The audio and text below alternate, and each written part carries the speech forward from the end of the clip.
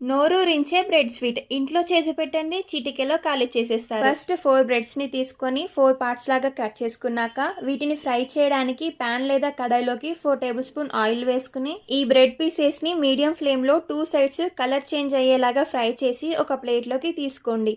ఇప్పుడు ఇంకో బౌల్లో 2 కప్స్ పాలను తీసుకొని వేడి చేయండి. ఈ పాలు మరిగేలోపు మరో పక్కన పావు కప్పు పాలల్లో 2 స్పూన్స్ కస్టర్డ్ పౌడర్ వేసి లంప్స్ లేకుండా మిక్స్ చేయండి. ఇటు పక్కన పాలు కూడా మరిగిపోయాయి కదా, ఇప్పుడు ఇందులోకి పావు కప్పుకి కొంచెం ఎక్కువగా షుగర్ వేసుకుని కలుపుకున్నాక ఇందులోకే మనం మిక్స్ చేసుకున్న కస్టర్డ్ మిల్క్ ని వేసి బాగా కలపండి. ఒక 2 మినిట్స్ ఇలా కుక్ చేశాక కొంచెం ఫ్లేవర్ కోసం యాలకుల పొడి వేసి మరో 2 నిమిషాలు కుక్ చేసుకుని స్టవ్ ఆఫ్ చేసేయండి. ఈ పాలను మధ్య మధ్యలో కలుపుతూ కాస్త చల్లార్చండి.